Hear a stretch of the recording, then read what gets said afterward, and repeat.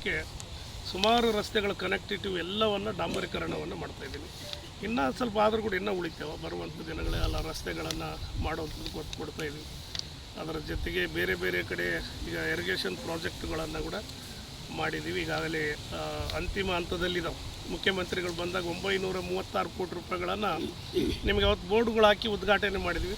ತಮಗೊಂದು ಮಾತನ್ನು ಕೊಟ್ಟಿದ್ದೆ ನಾನು, ಇಲ್ಲ ನಿಮ್ಮನ್ನೆಲ್ಲ ಕರ್ಕೊಂಡೋಗಿ ಪ್ರತಿಯೊಂದು ಬೋರ್ಡ್ನಲ್ಲಿರೋಂಥ ವರ್ಕ್ ತೋರಿಸ್ತು ಅಂತ ಹೇಳಿದ್ವಿ.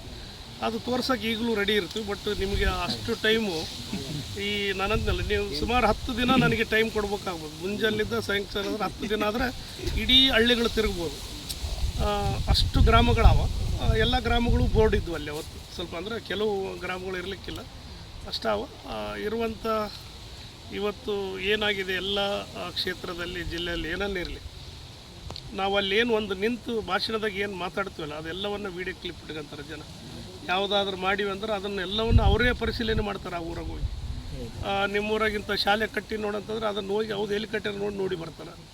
ಈ ರೋಡ್ ಇಂಥಲ್ಲಿಂದ ಈ ರೋಡ್ ಹಾಕಿವಿ ಅಂದ್ರೆ ಆ ರೋಡನ್ನು ನೋಡಿ ಮತ್ತು ಇಮಿಡಿಯೇಟ್ಲಿ ಕಾಮೆಂಟ್ ಮಾಡ್ತಾರೆ. ಏನಾದರೂ ಹಾಕಿದ್ದಿಲ್ಲ, ಏನಾದರೂ ಸುಳ್ಳು ಹೇಳಿದ್ರೆ ಅಂದ್ರೆ ಅದು ಮಾಡ್ತಾರೆ. ಇಲ್ಲ ಮೊದಲೇ ಅಡ್ವಾನ್ಸ್ ಆಗಿ ನಿಮ್ಮೂರಿಗಿಂತ ಮುಂದೆ ಮಾಡ್ತೀವಿ ನಿಮಗಿಂತದಂತ ಹೇಳಿದ್ರೆ ಒಂದು 3 ತಿಂಗಳು ಕಾಯ್ತಾರೆ, 6 ತಿಂಗಳು ಓದಂಗೆಲ್ಲ ಅದ್ರ ತೋರಿಸ್ತಾರೆ. ಏನು ಸರ್ ನೀವು ಅವತ್ತು ಭಾಷಣ ಮಾಡಿ